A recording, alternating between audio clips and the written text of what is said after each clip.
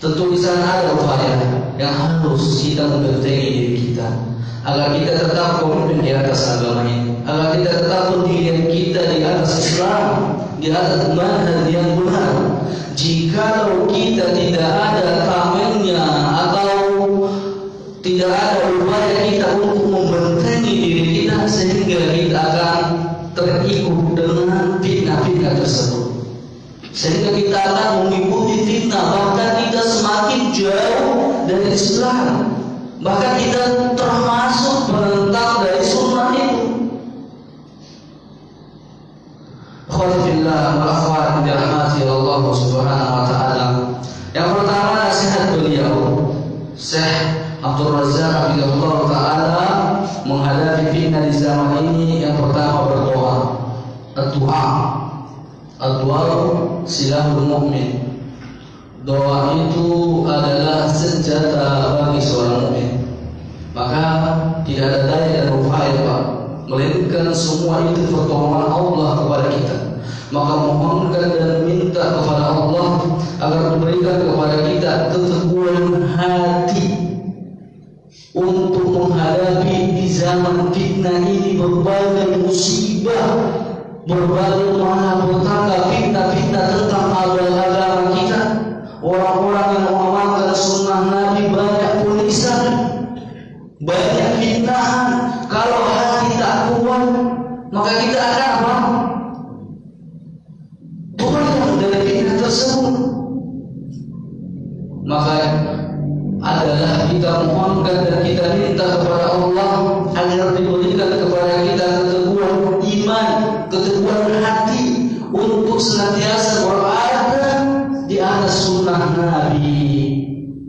Ini yang harus senantiasa memohonkan dan minta kepada Allah. Terkadang kita melupakan doa ini, doa yang sering dibacakan, diamalkan oleh Nabi SAW, bahkan doa yang paling banyak dipanjatkan, dilakukan oleh Nabi agar diberikan keteguhan iman, keteguhan pendirian di atas Islam sesuai manhaj halal. Maka ini harus kita perhatikan. Jangan kita mengandalkan daging kita. Kita bergajian kan ada ini atasan kita sebagai apa namanya benteng kita untuk bisa melakukan sunnah di tempat ini, Pak. Yang pertama itu yang harus kita perhatikan adalah memohonkan dan minta kepada Allah agar diberikan keteguhan hati, karena Allah lah yang membolak-balikkan hati kita. Mohonkan agar kita terus berada komitmen di atas agama ini, di atas dinul haq. Doa inilah satu-satunya senjata yang paling ampuh yang harus kita terus bersemangat memohonkan dan meminta kepada Allah jiwa dan raga kita. Mohonkan itu dengan keikhlasan, dengan hati yang ikhlas. Doa apa itu Pak yang sering Nabi SAW mohonkan, mintakan kepada Allah agar diberikan keteguhan di dalam mengamalkan Islam ini, di dalam mengamalkan sunnah ini. Kita itu tidak ada daya dan upaya, Pak, melainkan itu semua pertolongan Allah. Bapak hadir ke sini bukan karena kejauhan Bapak, kehebatan Bapak, ada kendaraan Bapak yang canggih, atau karena sehatnya Bapak bisa untuk menggerakkan kawan-kawan gitu atau keluarga. Itu karena gerakan dari Allah, taufik pertolongan dari Allah. Maka doa yang Rasulullah SAW sebutkan dan sering Rasulullah SAW berdoa dengannya agar diberikan atau diwafatkan di atas iman dan Islam sesuai manhaj yang hak ini adalah ya muqallibal qulub tsabbit qalbi ala dinik. Ini Pak wajib kita hafal. Ini harus kita hafal ini, Pak. Ini harus kita sering-sering membaca ini. Ya muqallibal qulub wa izzat, yang membolak-balikkan hati. Siapa? Allah. Kita minta kepada ya wa izzat, yang membolak-balikkan hati. Sabbit qalbi ala dinik. Sabbit sabataya butuh, teguhkan hatiku di atas agama, di di atas agama Islam, di atas dinul haq, di atas sunnah Nabi. Maka mohon dan minta ini kepada Allah, diberikan keteguhan, kekuatan jiwa raga kita di dalam mengamalkan sunnah Nabi di zaman fitnah ini. Ikhwanillah wal akhwat dirahmati Allah subhanahu wa ta'ala. Doa ini harus kita hafal, Pak. Berarti doa juga, Allahumma musarrifal qulub sarrif qulubana ala ta'atik. Allahumma musarrifal qulub sarrif qulubana ala ta'atik. Ini juga doa perteguhan hati. Mohonkan kepada Allah, ya Allah, zat yang mengarahkan hati, arahkan hati-hati kami untuk selalu taat kepadamu. Ini hafalkah kita Pak doa tersebut? Ummu Salamah radhiyallahu anha, beliau pernah bertanya atau menanyakan kepada Nabi sallallahu alaihi wasallam, kenapa Nabi sering membaca doa ya muqallibal qulub tsabbit qalbi ala dinik? Kenapa Nabi sering membaca ini? Kalau kita sering pakai, Nabi itu dijamin keimanannya enggak? Dijamin surga enggak untuk Nabi? Namun Nabi masih membaca doa ini. Sering Nabi baca. Kita dalam sehari itu berapa kali kita baca doa ini? Ya muqallibal qulub tsabbit qalbi ala dinik. Maka Ummu Salamah radhiyallahu anha pernah bertanya kepada Rasulullah sallallahu alaihi wasallam, ya Rasulullah, ma li aktsari du'aika ya muqallibal qulub tsabbit qalbi ala dinik. Wahai Rasulullah sallallahu alaihi wasallam, kenapa engkau lebih sering berdoa dengan doa ya muqallibal qulub, wahai zat yang membolak-balikkan hati, tsabbit qalbi ala dinik, teguhkan hatiku di atas agamamu. Apa jawaban Nabi? Nabi sallallahu alaihi wasallam menjawab, ya umma Salamah, innahu laisa adamiyun illa wa qalbuhu baina asbu'aini min asabi'illah, faman asya'a aqam wa man asya'a zahar. Apa jawaban Nabi ketika ditanya kenapa Nabi sallallahu alaihi wasallam sering membaca atau lebih sering membaca doa ya muqallibal qulub tsabbit qalbi ala dinik? Wahai Ummu Salamah, yang namanya hati manusia, yang namanya hati insan, hati kita itu selalu berada di antara jari jemari Allah.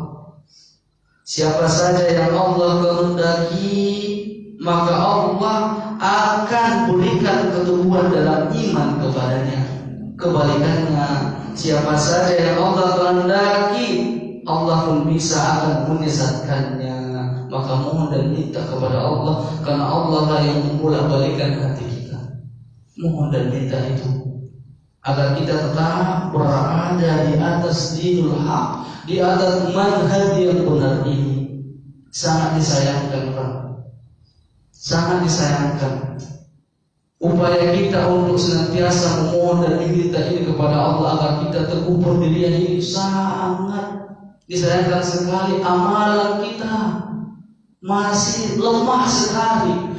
Namun dalam pembelajaran menuntut ilmu entah kemana-mana ya Pak, namun dilihat dari pengamalan, padahal dari amalan itu yang akan membuat kita keteguhan hati pendirian kita di atas agama ini setelah kita memohon dan meminta kepada Allah. Kita tahu suatu hukum, namun kenapa masih berat untuk melakukan? Kita tahu suatu hukum larangan, kenapa hati ini masih berat untuk meninggalkannya? Padahal kita sudah tahu. Ini terkadang apa? Ini kita sepele dengan ini.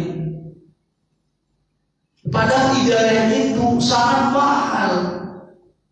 Namun ketika kita dapatkan rasa syukur kita tapi sangat sedikit itu. Maka jiwa dan raga kita ini harus kita kerahkan untuk senantiasa berada di atas manhaj yang benar ini, di atas agama Allah ini. Maka itu kiat kita yang pertama yang disampaikan oleh Syekh Abdul Razak hafizahullah taala, bagaimana sikap kita di dalam menghadapi zaman fitnah ini. Yang pertama, sering-seringlah berdoa dan bermohon kepada Allah Subhanahu wa taala agar diberikan kepada kita keteguhan iman, keteguhan hati untuk senantiasa berada di atas dinul haqq ini. Ini kiat yang pertama. Adapun yang kedua, bagaimana cara kita untuk menghadapi zaman fitnah ini adalah at-tadabbur bil Quran, mentadabburi Al-Quran. Memang semua kita meyakini tanpa ada keraguan di dalam dada kita, tugas seorang muslim dan muslimah, dia harus membaca, dia harus membaca dan menghafalkan Al-Quran. Namun di samping itu, tugas kita yang harus kita perhatikan terhadap diri kita, bagaimana kedekatan kita dengan Al-Quran. Apakah itu hanya sebatas membaca dan menghafalnya? Bukan. Namun dia harus tadabburi dan dia harus merenungkan ayat-ayat Allah yang dengan itu dia akan diberikan keteguhan hati, kebersihan hati. Kenapa Pak kita masih berat ketika baca Quran satu ayat, dua ayat, satu halaman sehingga bosan? Itu lantaran apa? Disebabkan apa? Karena dosa kita. Apa kata Utsman bin Affan? Kalau seandainya hati kita ini tidak kotor, tidak dinodai dengan kemaksiatan, maka kita tidak akan bosan untuk membaca Al-Quran. Maka Pak, ini kiat kita, cara kita menghadapi zaman fitnah ini tetap dekat dengan Al-Quran. Tadabburi Al-Quran itu, amalkan isi kandungannya.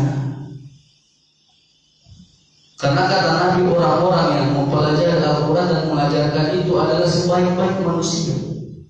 Jadi ketika terjadinya suatu fitnah, terjadinya suatu zaman fitnah, kita tetap komitmen di atas pedoman ini, di atas petunjuk Al-Quran ini, dan kita tetap membacanya, tetap menghafalnya dan mentadabburinya serta mengamalkannya. Dan insya Allah kita dapat jaminan manusia terbaik di muka bumi. Bukankah kata Nabi dalam suatu hadis, dan ini kita hafal dan sering ini kita dengar, hadis yang diriwayatkan oleh Imam Al-Bukhari, khairukum man ta'allama al-Quran wa 'allamahu. Apa artinya Pak? Khairukum, sebaik-baik kalian. Siapa yang sebaik-baik kalian yang Nabi sebutkan dalam hadis ini? Man ta'allama al-Quran, orang yang mempelajari Al-Quran, wa 'allamahu, dan mengajarkannya. Dan insya Allah dengan mempelajari Al-Quran, Allah akan berikan kepada kita fondasi keimanan yang kokoh di dalam menghadapi berbagai cobaan-cobaan, fitnah-fitnah dunia. Ini ditanya, sudah berapa tahun belajar atau ngaji? 10. Bisa baca Quran? Enggak. Sunnah itu Pak, bukan dilihat dari penampilan begitu saja, namun dilihat gimana pengamalan kita terhadap sunnah, suatu sunnah dari sunnah Nabi yang kita ketahui, Pak, yang kita pelajari dari sunnah Nabi. Sudahkah kita diamalkan? Tahu itu kita bentuk perintah, sudahkah itu benar-benar kita komitmen dari istiqomah untuk melakukannya? Tahu itu kita suatu larangan, sudahkah kita komitmen untuk meninggalkan itu? Atau malah sebaliknya dia bermudah-mudahan begitu saja.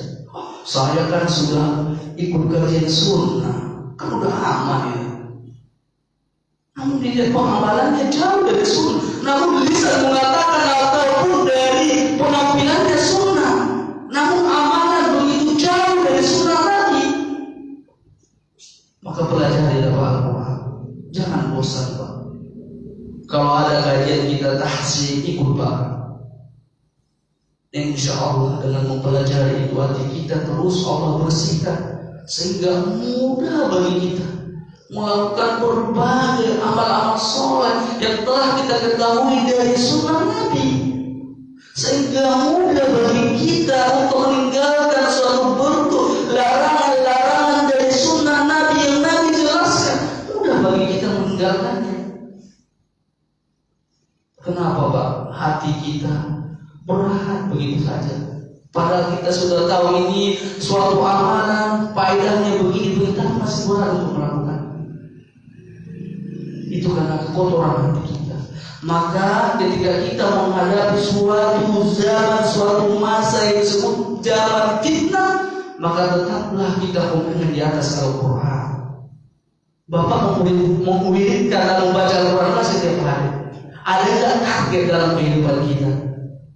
Sudah berapa kali khatam Pak sembuhin Bapak? Atau dalam setahun itu berapa kali khatam dalam membacanya Pak? Maka tugas kita terhadap Al-Quran itu ya seperti membacanya, menghafalnya, mentadabburinya, mengamalkannya. Tahap membaca ini kita sudah amalkan nggak ini? Atau dalam sebulan berapa kali khatam?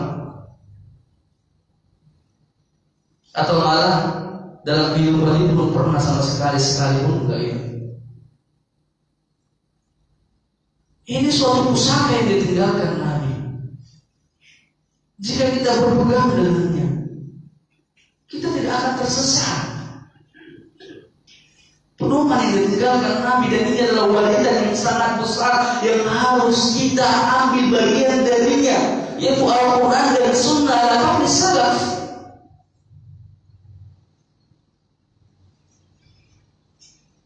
Bersemangat Pak. Al-Quran itu adalah pedoman kita, ini panduan kita di dalam beragama yang tidak ada keraguan di dalamnya. Alif Lam Mim Dzalikal Kitabu La Raiba Fihi Hudal lil Muttaqin.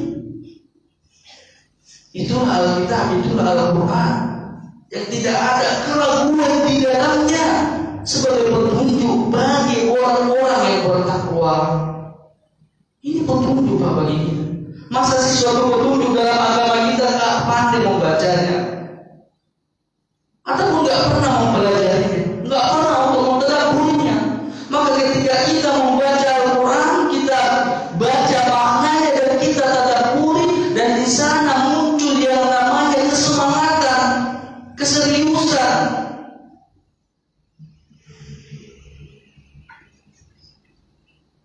Maka di sini juga Pak, kita harus mempelajari bahasa Arab. Ketika kita baca Quran, nggak perlu lagi dibaca terjemahan, enak itu. Itu mukjizat Al-Quran itu Pak. Nggak ngerti pun kita baca tetap pahala gitu. Apalagi kita mengerti maksudnya, tertuju dan tujuannya itu. Yang kita baca apa yang diinginkan, apa hukumnya dari yang kita baca.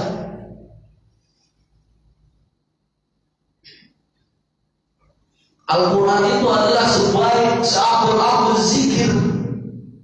Bukankah zikir itu akan menenangkan hati kita? Bukankah Allah mengatakan dalam Al-Quran, ala bidzikrillah tatma'innul qulub? Ketahuilah, dengan mengingat Allah tidak akan tenteram. Kalamullah, perkataan Allah, perkataan Sang Raja di atas Raja, Sang Khalik. Kita baca, kita mengatakan cinta kepada Allah, namun kalamnya, namun perkataannya nggak kita baca, kita tidak mau tahu tentangnya, rugi Pak. Jemaah ta'lim dirahmati Allah Subhanahu wa taala, ini kiat ataupun cara kita untuk menghadapi zaman fitnah. Nasihat dari Syekh Abdul Razak hafizahullah taala. Yang pertama tadi apa Pak? Doa, berdoa, memohon kepada Allah. Kedua, tadabbur, mentadabburi ayat-ayat Allah, mentadabburi Al-Quran, mentadabbur isi kandungan dari Al-Quran. Dan yang ketiga adalah talabul ilm, menuntut ilmu. Alhamdulillah ini kita berada di dalamnya sekarang. Menuntut ilmu, Bang. Tidak ada istilah murid lama dan murid baru. Tidak ada istilah kaum tua dan kaum muda. Kewajiban itu tetap sama, Pak. Karena Nabi katakan dalam hadis yang mulia, talabul ilmi fardhun ala kulli muslim. Menuntut ilmu itu suatu kewajiban bagi kaum muslimin, maka itu laki ataupun perempuan. Jadi enggak Nabi sebutkan di sini menuntut ilmu itu hanya kaum muda. Enggak, Nabi katakan di sini kaum muslimin. Jangan malu, Pak, untuk menuntut ilmu. Keutamaan menuntut ilmu itu begitu banyak. Apalagi kajian itu dilakukan di dalam masjid, berlipat pahala. Bapak tadi datang dari rumah dalam keadaan berwudu, niatnya untuk melaksanakan perintah Allah, itu sholat subuh secara berjamaah, dan meniatkan juga untuk hadir dalam kajian. Berapa pahala yang Bapak dapat? Datang lagi di sini Bapak amalkan hadis Nabi, bawa catatan, Bapak mencatat, banyak yang Bapak dapatkan. Maka ini harus kita perhatikan, Pak. Sudah seberapa semangat kita untuk mendapatkan ilmu itu? Sudahkah kita gerahkan jiwa dan raga kita untuk menuntut ilmu di dalam kehidupan ini? Bukankah dengan ilmu itu kita akan mampu membedakan yang hak dengan yang batil, mengenal yang sunnah dengan bukan yang sunnah. Dengan ilmu itu kita akan mengerti mana suatu bentuk dari perintah Allah dan Rasulnya, dan mana larangan Allah dan Rasul. Dengan ilmu itu kita akan mendapatkan suatu ibadah yang sangat agung. Ini ibadah ini, Pak. Ibadah yang sangat agung. Bersemangatlah. Ini adalah suatu jalan pintas untuk masuk ke dalam surga Allah dengan cara jalan melalui penuntut ilmu. Ini hafal kita hadis dan sering ini dibacakan para asatidz kita. Hadis riwayat Muslim. Wa man salaka tariqan yaltamisu fihi ilman sahhalallahu lahu bihi tariqan ila jannah. Barang siapa menempuh suatu jalan menuntut ilmu. Ilmu yang dimaksud di sini adalah ilmu agama. Maka setiap lafaz kalimat ilmu dalam Al-Quran dan hadis atau dalam perkataan para sahabat itu maksudnya adalah ilmu agama, ilmu syar'i. Barang siapa menempuh suatu jalan untuk mendapatkan ilmu, sahhalallahu lahu tariqan ilal jannah, maka Allah akan mudahkan baginya untuk masuk menuju surga Allah. Cukup keutamaan ini membuat kita semangat untuk menuntut ilmu. Kalau kita berbicara tentang keutamaan menuntut ilmu, banyak sekali, Pak. Namun seorang yang beriman, seorang muslim dan muslimah, ketika dikatakan satu hal ini, dia sudah mempunyai semangat. Apalagi, Pak, tujuan hidup kita untuk mendapatkan surga Allah, ya kan?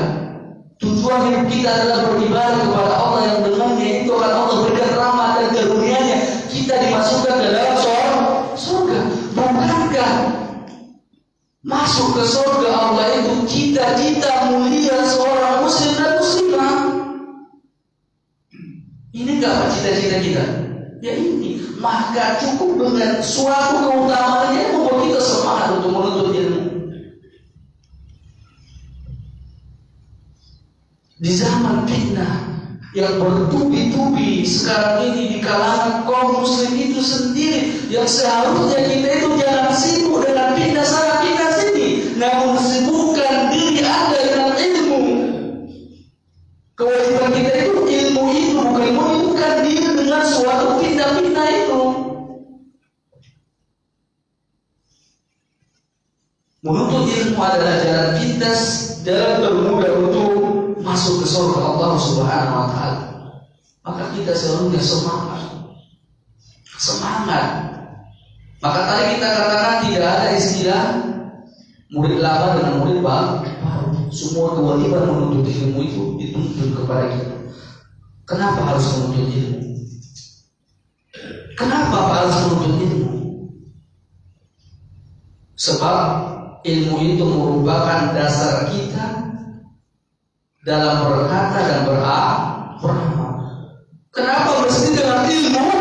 Sebab dengan ilmu itu karena dia merupakan dasar kita untuk berkata dan beramal, sehingga kita dapat beribadah sesuai sunnah Nabi Sallallahu Alaihi Wasallam. Mustahil seseorang itu bisa dia beribadah sesuai sunnah Nabi kalau dia jauh dari ilmu. Karena dengan ilmu itulah sehingga kita bisa untuk berkata tentang agama ini dan bisa untuk mengamalkan suatu amalan dalam agama ini. Karena dengan ilmu itu, karena kita memiliki dasarnya. Bukankah Imam Bukhari mengatakan al-ilmu wal amal? Ilmu lebih dahulu sebelum apa? Berucap dan beramal. Haram bagi kita Pak berbicara tentang agama, mengamalkan tentang agama kalau itu tak ada ilmu di dalamnya. Bukankah Nabi biasa lakukan atau membaca suatu doa ba'da fajar ba'da subuh dengan doa permohonan terlebih dahulu Nabi meminta ilmu yang bermanfaat. Apa doanya Pak? Allahumma inni as'aluka ilman nafi'an wa rizqan thayyiban wa amalan mutaqabbalan. Kenapa di sini Nabi mendahului ilmu, setelah itu rezeki dan amal? Kok amal aja gitu? Kok gak rezeki aja gitu? Kan kita butuh rezeki Pak. Iya kan Pak? Nabi kok kenapa Nabi dahulukan di sini kalimatnya ilmu yang bermanfaat? Allahumma inni as'aluka ilman nafi'a, ya Allah aku memohon kepadamu ilmu yang bermanfaat. Bapak perhatikan di sini kalimatnya ilmu yang bermanfaat, bukan hanya sebatas ilmu. Karena banyak orang berilmu belum tentu dia mengamalkan, belum tentu ilmu itu bisa bermanfaat baginya. Karena ilmu yang dia gunakan itu hanya sebatas untuk mendebat orang, hanya sebatas tahu ini boleh, ini tidak boleh. Ini enggak bermanfaat Pak. Kapan ilmu seseorang itu dikatakan bermanfaat? Ketika dia mampu untuk mengamalkannya. Pada saat itu dikatakan ilmu yang bermanfaat bagi dia mampu untuk mengamalkan ilmu itu. Maka Nabi katakan di sini, ya Allah aku memohon kepada ilmu yang bermanfaat, wa rizqan thayyiban, rezeki yang baik, thayyibah,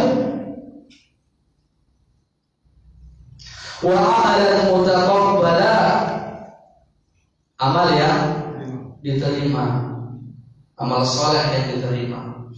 Maka di sini kata para ulama, Nabi pertama memulai di sini meminta ilmu yang bermanfaat. Karena dengan ilmu itu seseorang akan mampu atau bisa membedakan antara rezeki yang baik dan rezeki yang buruk. Karena dengan ilmu itu seseorang akan mampu dan bisa membedakan mana amal soleh dan mana amalan yang jelek.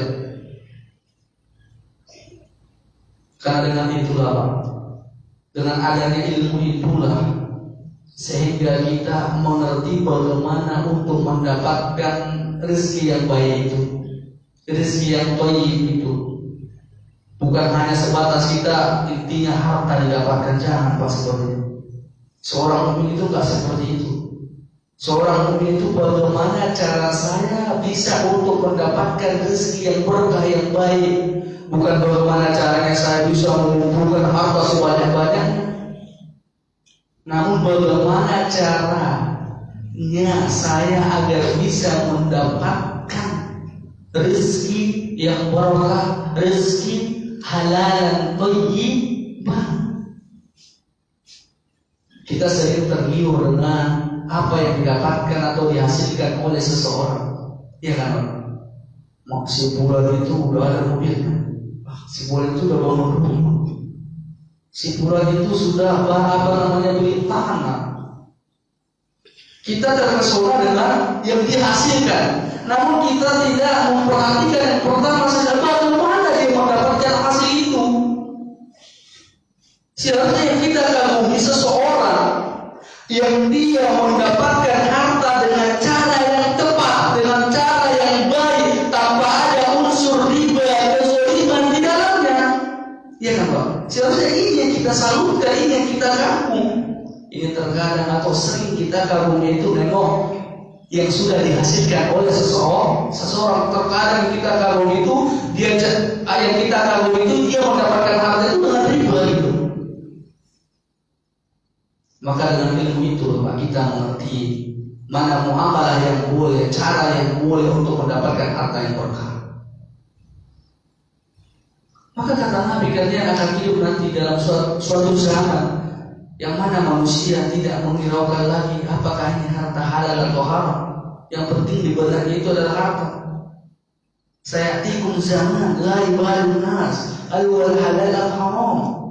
Akan datang kepada kalian, kata Nabi, suatu zaman, suatu masa yang mana manusia tidak mempedulikan apakah ini harta halal atau haram, sehingga di benaknya intinya mengumpulkan sampai sibuk dirinya untuk menghitung-hitung harta itu.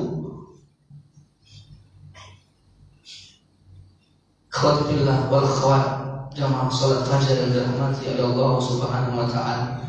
Maka di sini Pak, hendaknya kita berintrospeksi ini. Sudahkah kita benar-benar di dalam menuntut ilmu itu? Benar-benar dalam niat kita. Yakinlah Pak, ketika niat kita benar di dalam menuntut ilmu, maka semua akan Allah mudahkan urusan kita untuk mendapatkan hal itu, untuk mengamalkan ilmu itu. Kenapa masih berat bagi kita untuk mengamalkan suatu amalan yang kita sudah benar mengetahui keutamaannya, namun masih berat untuk melakukannya?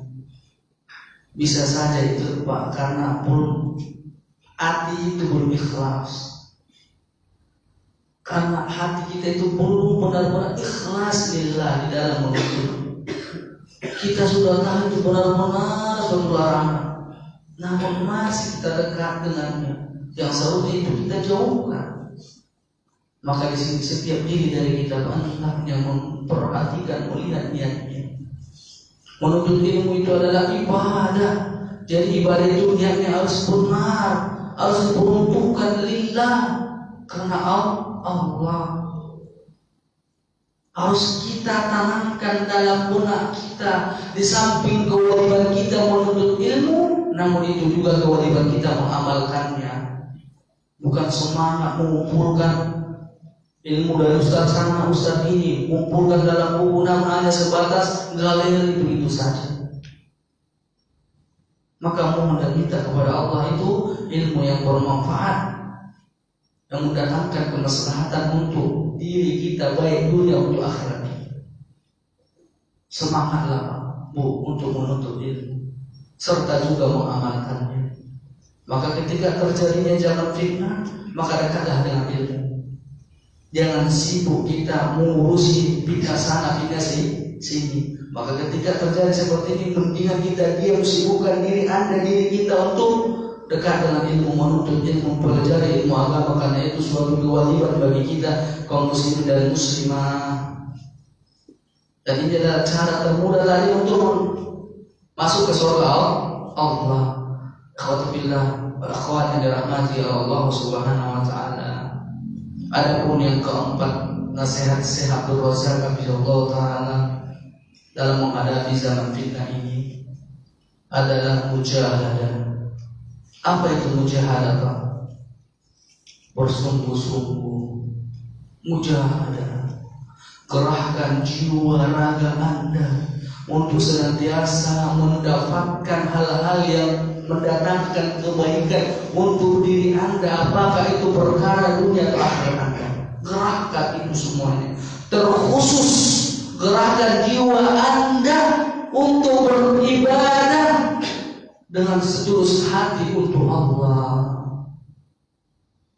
Apapun itu ibadah, apapun itu yang kita lakukan, kalau itu tidak diikhlaskan untuk Allah, itu sia-sia, itu petaka. Maka bermujahadah, bersungguh-sungguh dalam melakukan segala sesuatu, terutama beribadah kepada Allah. Ini akan menjadi bekal yang harus ini kita siapkan menuju Allah, yang dengan kesungguhan itu Allah akan istiqomahkan kita di atas agama yang benar ini. Kesungguhan, mujahadah. Mujahadah itu perlu kita miliki. Sifat bersemangat itu perlu kita miliki. Ambisi kita untuk mendapatkan suatu hal yang memberikan manfaat untuk diri kita itu harus kita semangat. Apa kata Nabi dalam hadis Idris? Alama yang fa'u, bersemangat untuk apa? Mendapatkan sesuatu yang bermanfaat untuk diri Anda. Wala ta'jiz, jangan lemah. Wa ta'in billah, dan mohon dan minta kepada Allah. Wala ta'jiz, dan jangan bermalas-malas. Maka bermujahadah ini adalah perlu kita miliki.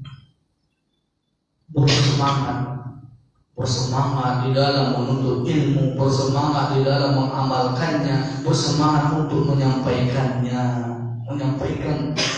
kepada keluarga terlebih dahulu. Maka bagaimana cara agar negeri itu negara yang bertauhid, itu tentu harus kita mulai dari diri kita masing-masing. Kita mulai dari keluarga kita. Nanti akan terbentuk sendirinya negara yang bertauhid. Namun kalau kita belum memulai, siapa lagi Pak yang hendak memulai, yang hendak untuk mengamalkan agama kalau bukan kita? Maka bermujahadah Pak, bersemangat untuk mendapatkan sesuatu yang mendatangkan manfaat untuk diri kita, baik perkara dunia dan akhirat kita.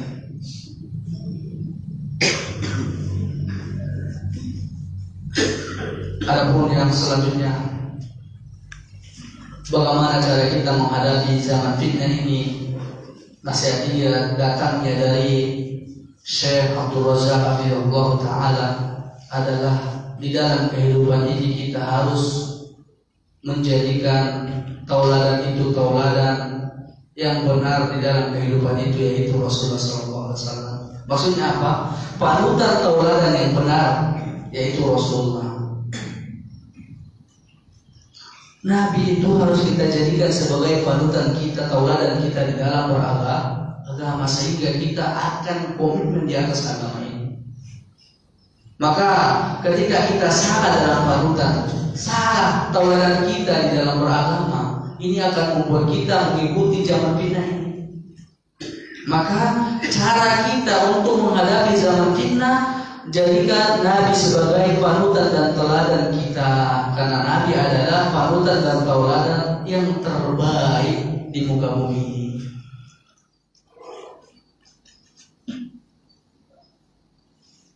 Kepada siapa lagi kita meneladani hidup di dalam melakukan berbagai amalan di dalam kehidupan kita ini, kalau bukan untuk meneladani Nabi dalam ibadah kita? Bukankah Nabi itu diutus untuk apa?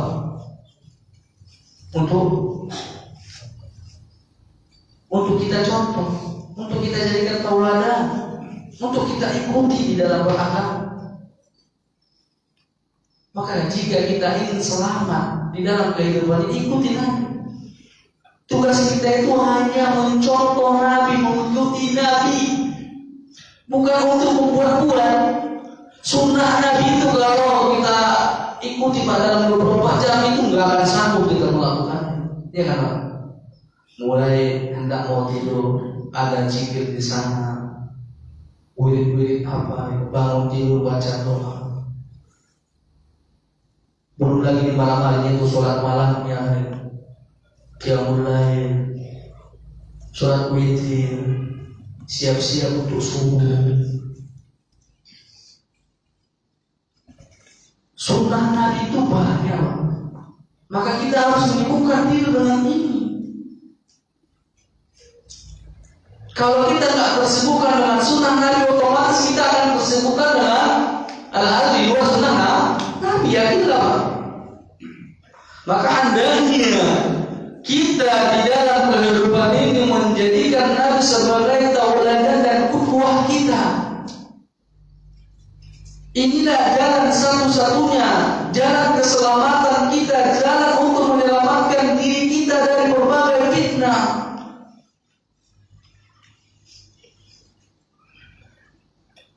Bukankah para sahabat Nabi yang mengikuti jejak Nabi, mereka ada Pak, sudah dijamin surga. Mereka masih tetap bersemangat untuk menjadikan Nabi sebagai tauladan. Kalau kita, siapa yang menjadi kita untuk surga? Ada yang jadi kita. Itu pun malas untuk belajar, malas untuk mencontoh Nabi. Lisan mengatakan saya cinta Nabi, namun dilihat dari amalan jauh dari sunnah Nabi. Maka hendaklah di dalam kehidupan ini, di dalam menjalankan hukum-hukum syariat ini, kita jadikan Nabi SAW sebagai panutan kita atau teladan kita. Maka ini poin yang keberapa? Kelima. Panutan tauladan yang benar. Panutan tauladan yang benar. Siapa? Rasulullah SAW. Ini harus kita idolakan. Betapa banyak kaum muslimin yang salah idola. Salah dia. Yang idolakan dia pemain bola gitu. Yang idolakan dia artis gitu.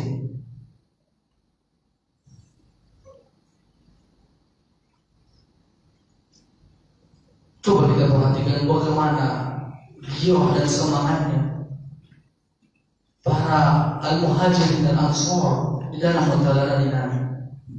Ini yang kita perhatikan sehingga membuat kita terus terpicu, semangat itu.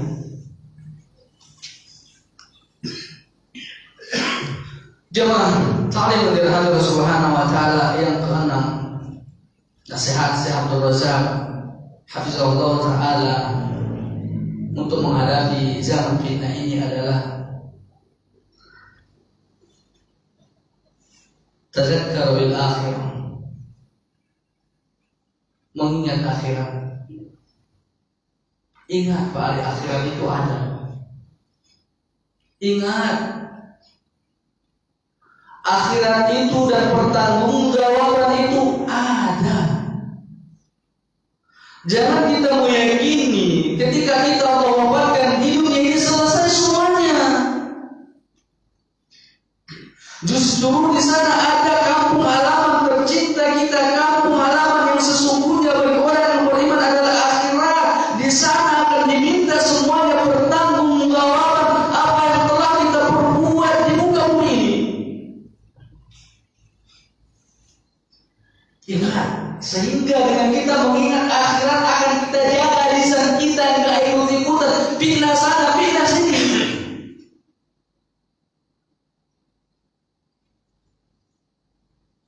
Ingat bahwa akhirat itu ada.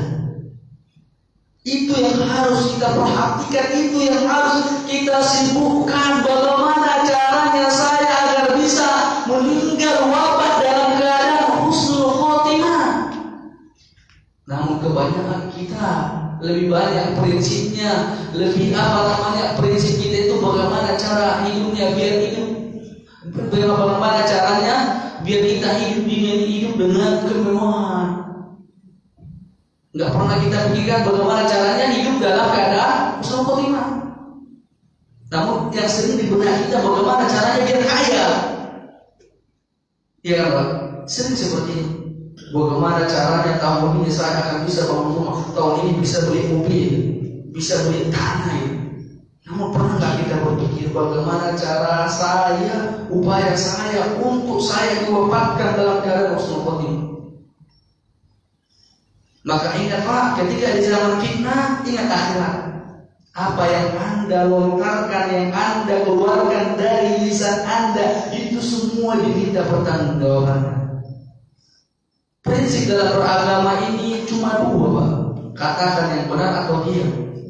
Bahkan apa kata Nabi? Man kana yu'minu billahi wal yawmil akhir falyaqul khairan aw liyasmut. Barang siapa beriman kepada Allah dan hari akhir, apakah cukup yang ini yang kita imani? Kok nggak disebutkan iman kepada Allah? Setelah iman kepada Allah, apa baru iman? Malaikat-malaikatnya, habis itu kitab, para rasul, habis itu hari kiamat dan hari takdir. Kok di sini man kana yu'minu billahi wal yawmil akhir, barang siapa beriman kepada Allah dan hari akhir. Bukan menafikan keimanan kepada yang lain tadi yang tidak disebutkan dalam hadis ini. Namun Allah, siapa yang beriman kepada Allah dan hari akhir, ingat Allah dan hari akhirat, pertanggungjawaban itu tetap ada, sehingga membuat kita untuk menahan lisan. Maka di sini dalam hadis ini, barang siapa beriman kepada Allah dan hari akhir, falyaqul khairan aw liyasmut, maka hendak dia berkata benar atau diam. Kalau setiap dari kita ngomong berbicara ini, jadi terus kacau balau dia. Maka di sini ingat hari akhirat, ingat hari akhirat. Semua itu akan diminta pertanggungjawaban. Maka fokuskan diri Anda untuk akhirat sana, bukan menyibukkan diri dengan fitnah. Karena ini satu-satunya jalan keselamatan kita, ingat akhirat. Sehingga dengan itu kita menahan lisan. Bukankah kebanyakan penghuni surga itu gara-gara lisannya? Gara-gara lisan yang tidak dijaga. Di dunia ini kita berkaya diri kita. Kampung halaman kita sesungguhnya akhirat sana. Siapkan bekal. Perhatikan diri Anda.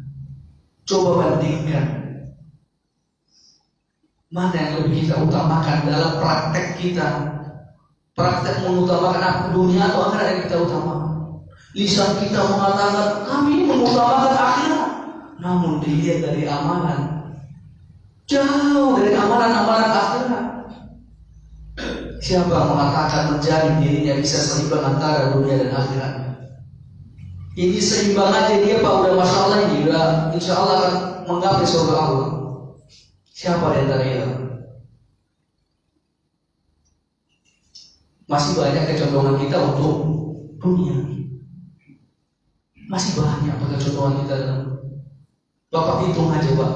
Sholat 5 kali sehari semalam, taruhlah 15 menit. Kalau 5 kali berapa itu? 1 jam 15 menit ya kan? Udah baca Quran, taruh kita dalam sehari 10. Dalam kajian kita puasa 1 jam, sisanya itu kemana? Dalam 1 hari, dalam 24 jam. Maka dikatakan tadi kalau seimbang aja, masya Allah itu udah mantap. Maka untuk itu, Pak, hendaklah setiap diri menyadari bahwa muhasabah.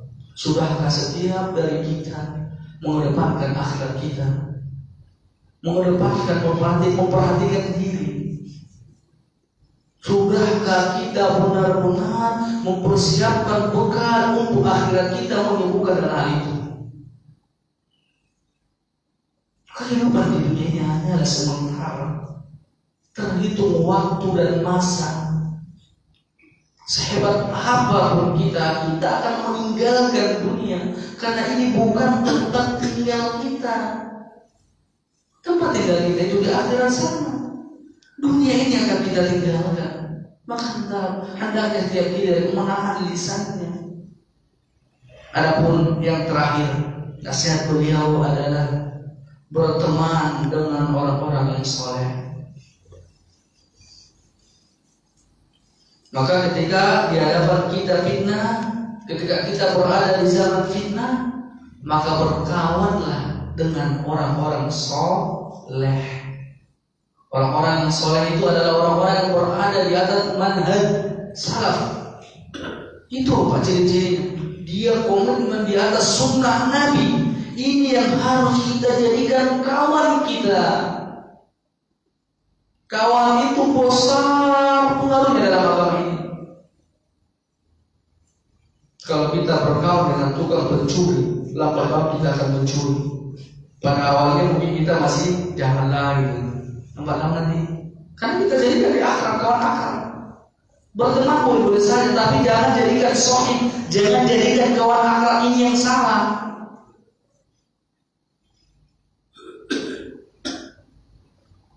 Maka ini adalah suatu kiat yang harus kita perhatikan ketika di hadapan kita zaman-zaman fitnah. Maka bertemanlah dan berkawanlah dengan orang soleh. Karena agama Anda, agama kita dilihat dengan siapa kita berkawan. Al-mar'u ala dini khalili falyanzur ahadukum man khalil. Agama seseorang itu tergantung dengan agama kawannya. Maka hendaknya setiap diri dari kita memperhatikan dengan siapa kita berkawan. Bahkan ketika terjadi zaman fitnah, kita harus bersama siapa? Orang-orang soleh. Disebutkan di dalam hadis, al-barakah ma'akabiru. Keberkahan itu bersama orang tua, akabirkum, orang yang lebih senior. Maka di sini ditafsirkan oleh para ulama. Pertama, senior maksudnya di sini adalah dalam keilmuan. Maka keberkahan itu kita dapatkan bersama senior kita, maksudnya bersama orang yang berilmu, bersama orang-orang yang mumpuni ilmu agama. Berarti bersama kita lihat adalah ustaz, yang benar-benar dia komitmen di atas sunnah. Atau maksudnya di sini memang orang tua gitu. Ya, ketika ada umpamanya dua kubu, kita katakan bermusuh-musuhan. Jadi kita pihak yang ketiga mau milih kemana gitu? Ya tengok di antara mereka itu siapa ya bersama ustaz atau siapa yang bersama orang tua. Karena nasihat orang tua itu adalah nasihat yang kita katakan nasihat yang harus kita ambil. Itu kan yang bagus Pak. Karena mereka mengerti arahan-arahan di zaman fitnah ini juga. Maka di sini perlu kita perhatikan Pak. Ketika terjadi zaman fitnah, berkawanlah dengan orang-orang yang soleh, karena keberkahan itu bersama mereka. Dan juga Pak, harus kita mengerti bagaimana persahabatan orang-orang yang soleh dengan orang-orang yang tidak soleh. Ini ada nasihat Pak tentang kita harus mengerti bagaimana ciri-ciri persahabatan yang soleh dan persahabatan orang-orang yang tidak soleh. Ini Masya Allah perumpamaan yang sangat baik Pak, yang harus kita renungkan kepada diri kita. Bisa saja di antara kita ada permasalahan dengan kawan-kawan pengajian kita sehingga membuat kita sakit hati dan sikap legowo yang saling memaafkan tidak ada, sehingga dia pergi ke kajian yang lain kan seperti itu. Maka Bapak perhatikan di sini nasihat dari Ibnu Hamdun rahimahullah. Nasihat beliau berperumpamaan persahabatan orang yang baik itu kayak mana? Peribaratan persahabatan orang yang buruk itu kayak mana? Maka apa kata beliau Ibnu Hamdun rahimahullah, al-mawaddatu bainas salihin badiu inqita'iha sari'u intisaliha ka'aniyatid dhahab badiyatu intisal hayatul iadah. Masya Allah, ini perumpamaan yang sangat baik, harus kita renungkan lagi diri kita ini. Persahabatan antara orang-orang soleh itu lambat terputusnya, cepat tersambungnya. Paham Pak? Persahabatan orang yang soleh, orang yang baik itu, ini ciri-ciri yang seperti ini yang harus Bapak jadikan kawan. Dia itu lambat terputusnya, lambat dia terputus, lambat dia sikit-sikit ingin bermusuhan gitu. Atau dia cepat tersambungnya bila mana ada permasalahan di antara mereka, saling memaafkan. tersambung kembali. Inilah ciri-ciri persahabatan yang baik. Namun kalau ada sahabat kita ada bermasalah dengan dia, justru semakin gawat, semakin jauh, susah untuk disambung, susah untuk diberi maaf atau memaafkan. Ini masalah itu. Maka diumpamakan beliau seperti bejana emas. Persahabatan yang baik itu tadi lambat terputusnya, cepat tersambungnya, ini seperti bejana emas. Lambat pecahnya, mudah dikembalikan. Nah, ini persahabatan yang baik seperti bejana emas. Ini ciri-ciri tadi, ciri-ciri sahabat yang baik. Adapun kata Ibnu Hamdun rahimahullah, persahabatan yang buruk itu wal mawaddatu bainal ashras salil intisariha badiu ittisal ka'ayatin minal fakhar yasiru adana illa thumma la wasala. Dan persahabatan antara orang-orang buruk cepat terpecahnya, lambat tersambungnya, kebalikan dari tadi. Diumpamakan beliau di sini seperti bejana dari keramik. Kayak mana Pak kalau keramik itu sudah pecah? Susah nggak itu menyambung-nyambungkannya? Susah sekali. Maka seperti perumpamaan persahabatan yang buruk. Ini harus kita perhatikan Pak, ciri-ciri ini.